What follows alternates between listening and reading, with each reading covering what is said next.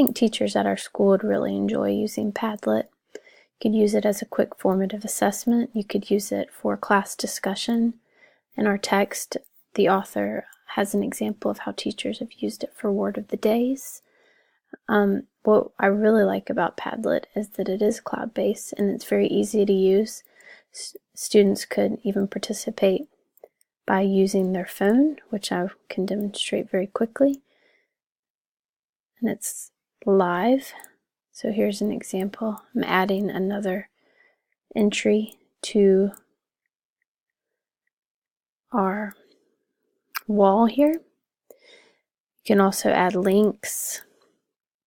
And there's also an option to take photos, draw in here, add a map, do Google. So the possibilities are endless with this.